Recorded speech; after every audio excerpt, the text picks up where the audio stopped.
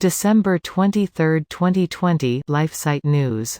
Archbishop Carlo Maria Vigano, in a new interview with LifeSite, comments on LifeSite's report that since the first coronavirus lockdown in March, Pope Francis is not anymore using the papal altar in St. Peter's Basilica for his public masses, an altar which is situated on top of St. Peter's tomb. Instead, the Pope is using another altar at the Basilica.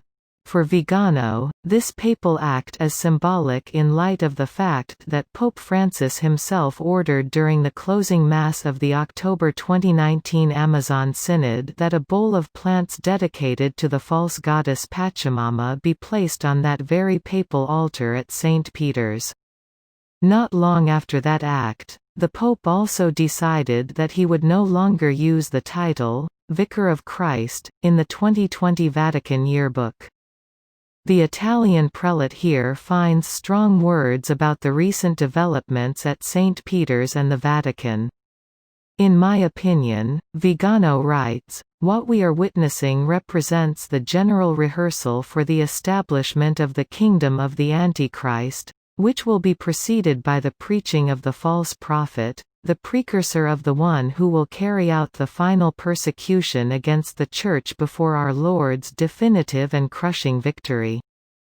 The Italian prelate compares the placing of a Pachamama bowl on the altar with the enthronement of the goddess Reason at Notre Dame de Paris Cathedral during the terror of the French Revolution in 1793. However, he explains, this time, the profanation of an altar came from within, committed by the highest levels of the hierarchy. The Bergoglian Church is giving itself an increasingly more disconcerting image, in which the negation of Catholic truths is accompanied by the explicit affirmation of an intrinsically anti-Catholic and anti-Christic ideology, in which the idolatrous cult of pagan divinities, that is, of demons, is no longer hidden, who are propitiated with sacrilegious acts and profanations of holy things.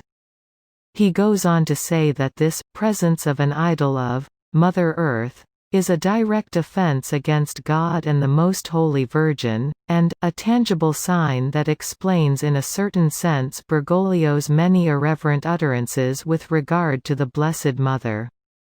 Here, the Italian Archbishop sees a link to the warnings of Our Lady of Salette from the 19th century.